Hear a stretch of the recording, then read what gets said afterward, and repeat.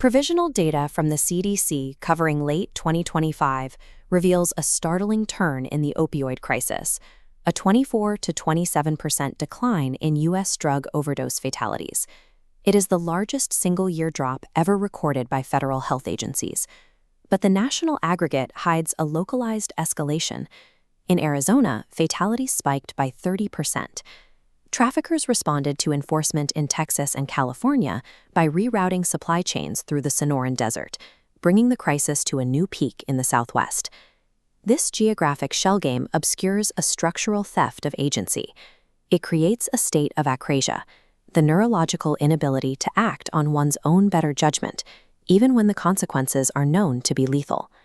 The decline in national fatalities masks a rapid pharmacological mutation.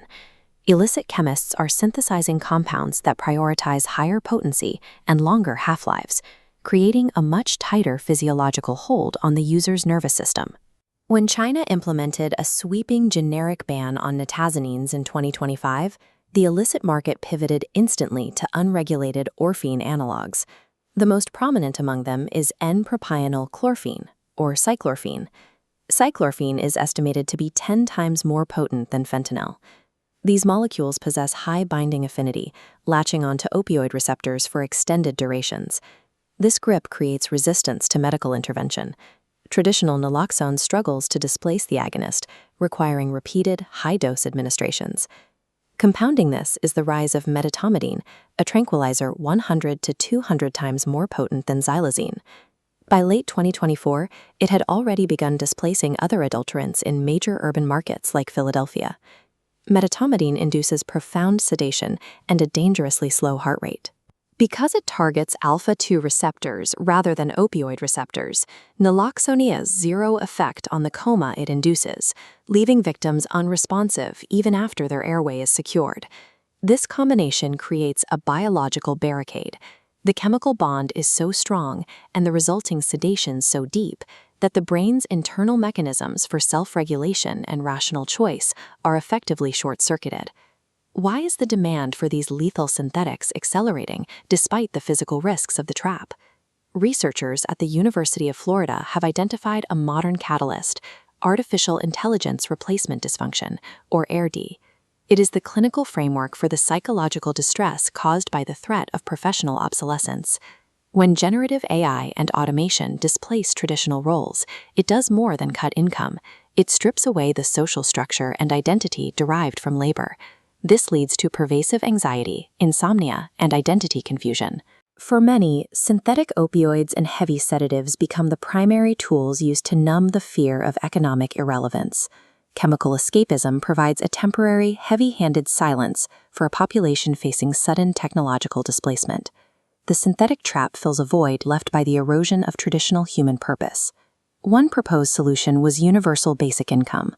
A high-profile study funded by Sam Altman provided an unconditional $1,000 a month to low-income participants to see if a floor of financial stability would lower social distress. But the results published by the NBER showed a different outcome. For every dollar of UBI received, earned income fell.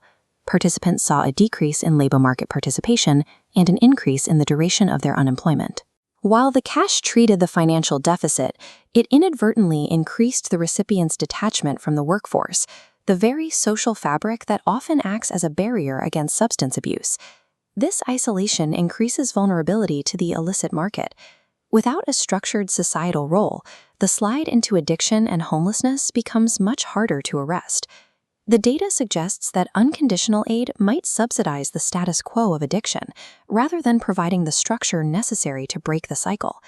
In response, urban policymakers are shifting toward conditional welfare models that prioritize active clinical engagement. San Francisco's Proposition F, implemented in 2025, mandates that adults receiving county cash assistance participate in substance use treatment if they are clinically diagnosed with a disorder.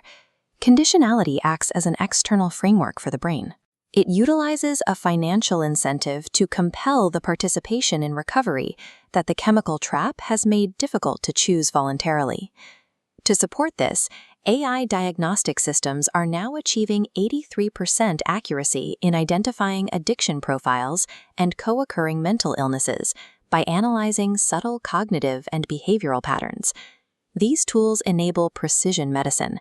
By integrating data from wearable devices and machine learning, clinicians can now tailor psychiatric care to the individual, intervening before a patient reaches the point of a fatal overdose. The 2026 framework relies on using technology to diagnose the crisis and structured policy to reclaim the human agency lost to synthetic chemistry. While local programs focus on recovery, the geopolitical response has hardened. The U.S. now designates major cartels as foreign terrorist organizations, treating drug interdiction as a matter of international security. These cartels are supported by Chinese money laundering organizations that move over $16 billion in illicit funds annually. They utilize stablecoins like Tether to bypass traditional banking red flags with digital efficiency. This is a multi-domain conflict over the sovereignty of the human mind.